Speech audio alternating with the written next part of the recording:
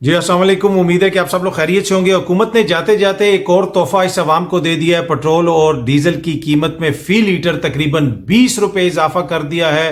Petrol अब तकरीबन 273 रुपए फी लीटर आपको मिलेगा और डीजल 274 रुपए तकरीबन फी लीटर अब आपको मिलेगा। इसकी ये कीमत आपको अदा करनी पड़ेगी, लेकिन ये जो कीमत आप अदा कर रहे हैं, अच्छी बात यह है, तसल्ली की बात यह है कि ये कौमी मुफाद में है। ये सामने आप खबर भी देख सकते हैं, जियो न्यूज भी इसको रिपोर्ट कर रहा है कि petrol diesel prices hiked massively इन नेशनल इंटरेस्ट। कौमी मफाद के तहत जनाब इन कीमतों में इजाफा किया गया है। कौमी मफाद को मद्देनजर रखते हुए इन कीमतों में इजाफा किया गया है। ये फरमा रहे हैं जनाब इसहाक डार साहब, और इसकी तफसील भी उन्होंने यहाँ पे शेयर की है कि finance minister Ishaq Dar on Tuesday announced a massive 19 rupees per litre increase in price of petrol and diesel which he said was done in the national interest, कि ये कौमी मफाद के तहत ये किया गया और कौमी मफाद को सामने रख के ये किया गया। अच्छा, इस एक बरस या तकरीबन 15 माह जितने अरसे से भी इनकी हुकूमत है, उसमें महंगाई के साथ जो हुआ वो अब कौम से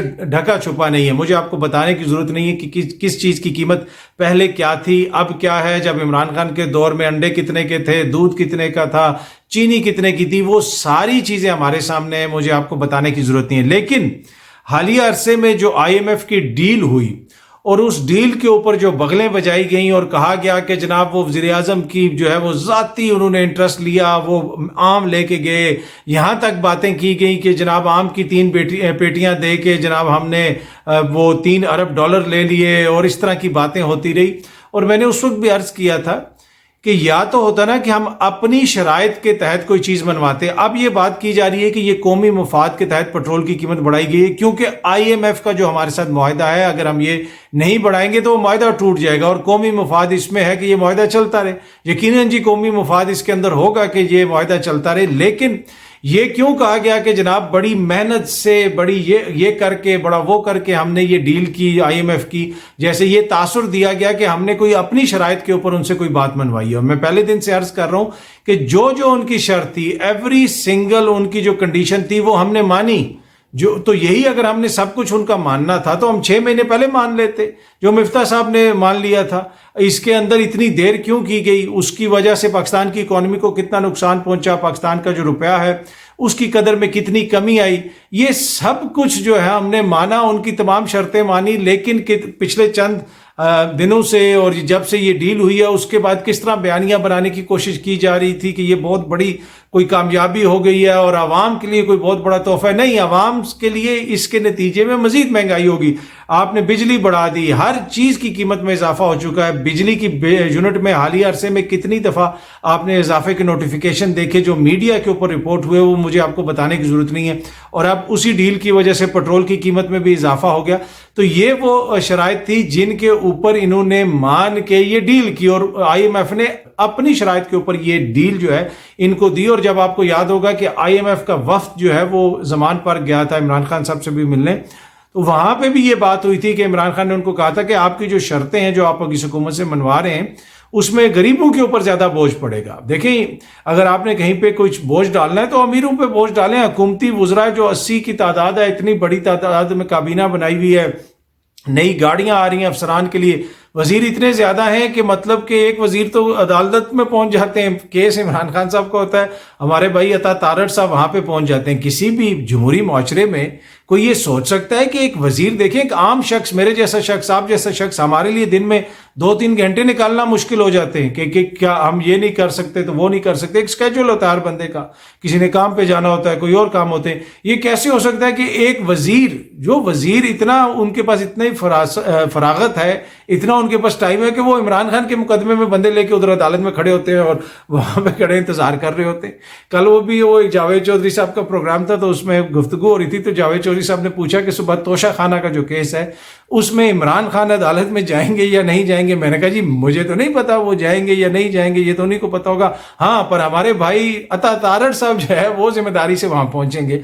तो ये कहने का मकसद ये है कि जो वुज़रा होते हैं उनका टाइम कौम और की अमानत होती है, वो कौम के रिसोर्सेज ان کے اوپر لگ رہے ہوتے ہیں, انہوں نے ملک میں بڑے کام کرنے ہوتے ہیں, یہ بڑی امپورٹنٹ شخصیات ہوتی ہیں, تو اتنا فارغ ٹائم ہے کہ جناب وہ عدالت میں پہنچ جائیں کیونکہ جی وہاں پہ وہ کوئی بدتمیزی یا بد تہذیبی کرتی ہے پی ٹی آئی کی ٹیم, تو بھائی یہ پھر تو وہ کام پولیس کا ہے, قانون نافذ کرنے والے اداروں کا ہے, ایک وزیر کا تو نہیں ہے کہ وہ وہاں پہ چلے جائیں. ویسے جتنے وزیر ہیں اس حکومت میں میرے خیال میں ہر عدالت جہاں پہ عمران خان صاحب پیش ہوتے ہیں وہاں پہ 1-2 وزیر بھیج دینے چاہیے, اس لیے کہ ویسے ہی اتنے وزیر ہیں, اور جو حکومت کی کارکردگی ہے اور 1-1.5 برس کے اندر جو معیشت کے ساتھ ہوا, جو ملک کے ساتھ ہوا, جس قسم کی قانون سازیاں ہو رہی ہیں وہ بھی ہمارے سامنے ہے. اچھا اب ایک اور جو مزے کی بات ہے, جو اعظم نذیر طارق صاحب وزیر قانون ہیں, انہوں نے بڑی انٹرسٹنگ ایک بات کی ہے کہ پرتشدد انتہا پسندی سے متعلق جو بل متعارف کروایا گیا وہ پی ٹی آئی کے دور میں جناب وہ بنا تھا. انہوں نے یہ کہا, انہوں نے کہا کہ جیو نیوز کے پروگرام شاہزیب خانزادہ کے ساتھ میں گفتگو کرتے ہوئے اعظم نذیر طارق نے کہا کہ موجودہ حکومت نے فیصلہ کیا ہے کہ یہ بل پیش نہیں کیا جائے گا. بھائی یہ بل تو آپ نے پیش کیا, رانا ثناء اللہ صاحب کے نام ہے اس کے اوپر, انہوں نے وہ حکومت نے بل پیش کیا, اور انہوں نے یہ بھی فرمایا وفاقی وزیر قانون نے کہ یہ پرتشدد انتہا پسندی سے متعلق بل پر ایک شک, کوما, فل سٹاپ, ہر سب کچھ جو ہے پی ٹی آئی کے دور میں تیار کیا گیا. تو بھائی آپ نے کیوں پیش کیا؟ پی ٹی آئی کے دور میں تیار ہوا تھا تو وہ تو نااہلوں کی حکومت تھی, آپ لوگ تو جمہوریت پسند ہیں, وہ تو کھٹ پتلی حکومت تھی, وہ تو ہائی پریڈ نظام تھا, آپ نے آ کے یہ بل کیوں پیش کیا؟ مطلب یہ کوئی ماننے والی بات ہے؟ مطلب کہ یہ کوئی آرگیومنٹ ہے یہ کہ جی انہوں نے وہ یہ انتہائی غلط قسم کا بل بنایا تھا اور ہم نے یہ پیش کر دیا. اور اسی طرح حکومتی شخصیات بھی کہہ رہی ہیں کہ یہ بل ٹھیک نہیں ہے, یہ بل ایسا ہے ویسا ہے. ٹھیک ہے, اس میں بہت سارے مسائل ہو سکتے ہیں, پاکستان میں ویسے سیکیورٹی سے ریلیٹڈ مسائل ہیں, انتہا پسندی سے ریلیٹڈ مسائل ہیں, یقیناً اس کے اوپر اگر ایوان حکومت مناسب سمجھے تو ضرور قانون سازی کرے, لیکن اس قسم کا قانون سازی جس کا جی حکومتی شخصیات کہہ رہی ہیں ہمیں پتہ ہی نہیں ہے کیا جمہوریت میں ایسے ہوتا ہے. اور جب یہ بلز وغیرہ حالیہ دنوں میں منظور ہو رہے ہیں, کبھی جی 15 بندے پتہ چلتا بیٹھے ہوئے ہیں, کبھی پتہ چلتا ہے 40 بندے بیٹھے ہوئے ہیں, اتنا بڑی قومی اسمبلی ایوان یا پھر جو سینٹ میں کتنے بندے بیٹھے ہوئے تھے جب یہ بلز وغیرہ پاس ہوئے اور بلز کو جناب پیش کیا جاتا ہے وہاں پہ. تو یہ صورتحال ہے کہ پر اچھی بات یہ ہے کہ ماضی قریب میں پچھلی حکومت میں جو لوگ بہت باتیں کرتے تھے, کوئی اس قسم کی قانون سازی کی بات ہو اس پہ زمین آسمان ایک ہو جاتا تھا کہ جناب میڈیا کی آزادیاں کرب ہو گئیں, یہ ہو گیا وہ ہو گیا, میڈیا کے اوپر پروگرام بھی ہوتے تھے, ہمارے بہت سارے صحافی دوست بھی باتیں کرتے تھے, لیکن اس کے اوپر کوئی بھی حکومت پہ ذمہ داری ڈالنے کے لیے تیار نہیں ہے. پچھلے دور میں ہر چیز جو کچھ ہوتی تھی وہ کہتے تھے کہ جناب یہ دیکھیں جی ہائی بریڈ نظام چلا رہا ہے عمران خان, یہ مسائل ہیں وہ مسائل ہیں, ساری چیزیں اس کی ذمہ داری ہیں. ان کے دور میں بھی کوئی چیزیں آئیڈیل نہیں تھی, بہت ساری چیزیں انہوں نے بھی ایسی کی. اب وہ کہتے ہیں کہ جی ہمارے پاس تو کچھ تھا نہیں, ہمیں تو فائل آتی تھی, ہمیں قاضی فائز عیسیٰ صاحب کا ریفرنس آتا تھا تو ہم آگے بھیج دیتے تھے. بھائی آپ حکومت تھے, عوام نے آپ کو منتخب کیا تھا, آپ کیسے کہہ سکتے ہیں کہ جی نیب ہمارے کنٹرول میں نہیں تھا, یہ کنٹرول میں نہیں تھا, پھر تو آپ کو حکومت چھوڑ دینی چاہیے تھی.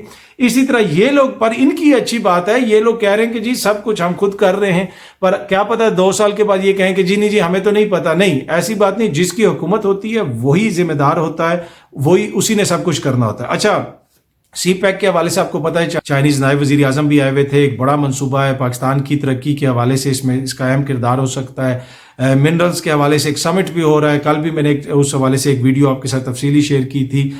اب سی پیک کے اوپر جو ہے ایک چیز بار بار کہی جاتی ہے کہ جی پچھلے دور حکومت میں سی پیک رک گیا تھا, بہت بڑی سازش ہوئی تھی اور اب ہم نے دوبارہ شروع کیا. یہ بالکل فیکچولی جو ہے انکریکٹ ہے. اس دور کے اندر 2 سال کرونا رہا. کراچی کے اندر جو چائنیز کونسل جنرل ہیں, یہ دیکھیں چائنا کا نظام ایسا نہیں ہے کہ کوئی بھی بندہ اٹھ کے کوئی بھی بات کر دے, جس طرح آج وزیر کہہ رہے ہیں کہ جناب یہ بل اور یہ سب کچھ تو پی ٹی آئی کی حکومت نے بنایا تھا, ہم نے پیش کر دیا. وہاں پہ ایسے نہیں ہوتا, وہاں بڑے میٹیکولسلی ہر چیز ناپ تول کے کی جاتی ہے. ان کے کونسل جنرل نے کراچی میں پاکستانی میڈیا سے بات کرتے ہوئے کہا تھا کہ جی بالکل کوئی ایسی بات نہیں ہے, بالکل کوئی اس میں رکاوٹ نہیں ہوئی تھی. اور مختلف جگہوں پہ میڈیا پہ یہ بار بار چائنیز حکام یہ بات کر چکے ہیں کہ کبھی کہیں پہ کوئی رکاوٹ نہیں تھی. ہاں, کورونا کی وجہ سے جو پوری دنیا بند تھی اور چائنا جس طرح بند تھا آپ کو یاد ہوگا, اس کی وجہ سے تھوڑی سی کہیں پہ سست روی ہوئی چیزوں میں, جسے آپ کہہ سکتے ہیں چیزوں کی رفتار کم ہوئی, اور اس کی بنیادی وجہ کووڈ تھی. لیکن ان 2 سال کووڈ کے باوجود, پوری دنیا کے بند ہونے کے باوجود پاکستان کی ایکسپورٹس میں اضافہ ہوا, پاکستان کی اکانومی میں بہتری آئی. جب سے یہ لوگ آئے ہیں ایکسپورٹ میں کمی آئی ہے, ریمیٹنسز میں کمی آئی ہے, $7 ارب تو صرف اس میں کم ہو گیا ہے ان کی دور حکومت کے اندر. باقی جو کارکردگی ہے وہ آپ کے سامنے ہے. یہ جو پٹرول کی قیمتوں میں اضافہ ہوا ہے, اس سے پہلے دیکھ کے میں بھی پریشان پریشان ہوا, آپ بھی یقیناً پریشان ہوں گے. نہیں, پریشان نہیں ہونا, یہ قومی مفاد کے تحت ہو رہا ہے, اور قومی مفاد کے تحت تو یقیناً جو ہے پھر قربانیاں دینی پڑتی ہیں. بہت جلدی آپ سے دوبارہ ملاقات ہوگی. Thank you so much.